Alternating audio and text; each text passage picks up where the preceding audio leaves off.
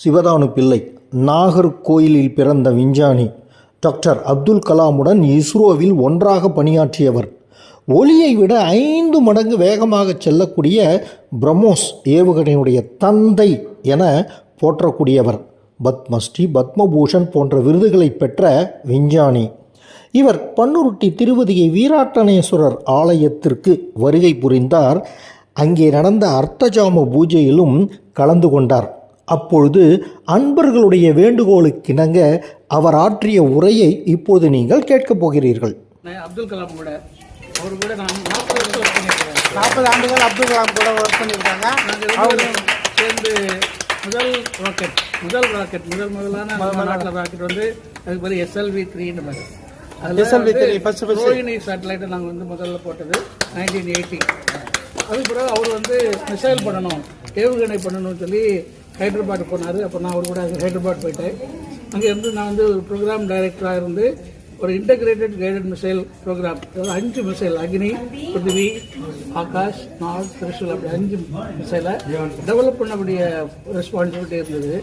அதில் என்ன பிரச்சனைனாக்கா எல்லா நாடுகளும் சேர்ந்து MTCRனு ஒன்று கொண்டு வந்தாங்க. MTCRனா மிசைல் டெக்னாலஜி கண்ட்ரோல் இருக்கு. அதாவது இந்த இந்தியாவுக்கு நாங்கள் எந்த விதத்துலேயுமே உதவி செய்ய மாட்டோம், டெக்னாலஜி கொடுக்க மாட்டோம், ட்ரைனிங் கொடுக்க மாட்டோம், மெட்டீரியல் கொடுக்க மாட்டோம், அது ஒரு பழைய நாடு அப்படின்ட்டாங்க.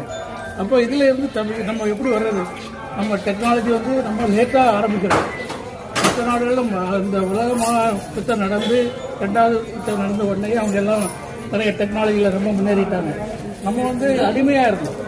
அப்போ 1960க்கு மேலே தான் நம்ம நாட்டில் டெக்னாலஜி, அதாவது தொழில்நுட்பம் வேணும் அப்படிங்கிற ஒரு எண்ணம் நமக்கு வந்தது.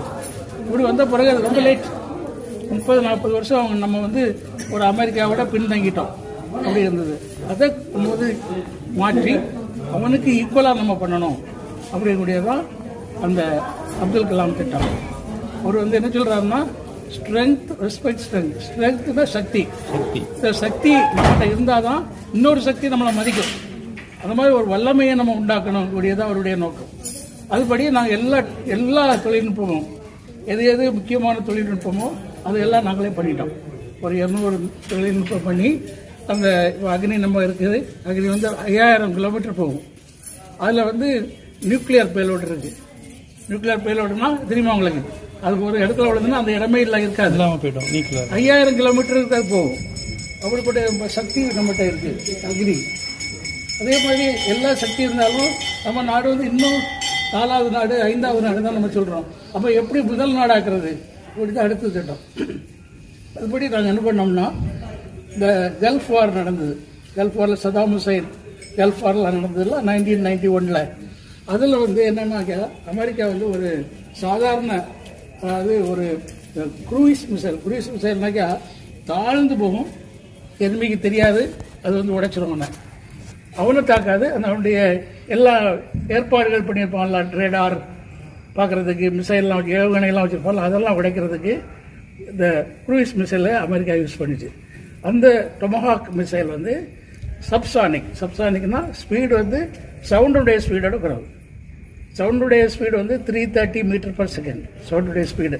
அதோட குறைவாக போகக்கூடிய சப்சானிக் ஸ்பீடில் ஏரோப்ளைனில் போகுதில்ல, அதெல்லாம் சப்சானிக் ஸ்பீடு.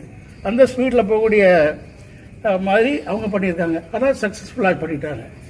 நாங்கள் என்ன நினைச்சோம், அப்போ அவனை முன்னுக்கு வரணும்னா நம்ம சூப்பர் சானிக் பண்ணணும்.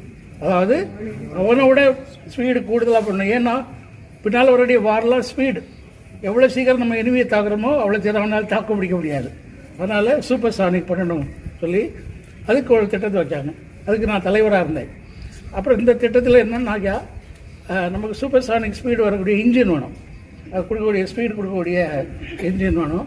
அது ரஷ்யாவில் மாத்திரம்தான் இருந்தது. உலகத்திலேயே ரஷ்யா மாத்திரம்தான், அதாவது சோவியத் யூனியன் அப்போ பண்ணிட்டு அவன் சும்மா இருக்கிறான். ஏன்னா சோவியத் யூனியன் உடைஞ்சிடுச்சு 90ல். அப்போ அவங்களோட கூட்டி சேர்ந்தோம். அதுதான் பிரம்மோஸ்னு பேர். பிரம்மபுத்திரா, மாஸ்கோவா 2 நதியினுடைய பேரை இடைச்சி ஒரு கூட்டி சேர்ந்து சூப்பர் சானிக் மிசைல் பண்ணோம். இவ்வளவு பெரிய விஞ்ஞானி, அடியார்கள் வானில் அரசாள்வர், ஆணை நமதே என்று ஞானசம்பந்தரின் கோளொரு பதிகத்தில் இருந்து பாடி தன் உரையை அவர் முடித்தபொழுது எழுந்த கரகோஷம் விண்ணை பிளந்தது. அந்த மாதிரி நம்ம இருக்கிறதுனால நம்ம தான் இந்த உலகத்தையே ஆள போகிறோம். திருநாவுக்கரசர் மாதிரி திருஞான சுந்தரர் ஒரு பாட்டில் சொல்லுவார், அடியார் ஆழ்வார் இது அரசாழ்வார் அவனை சொன்னார். அதுதான் நடக்க போகுது. கவாய் கனகத்திரளே போற்றி.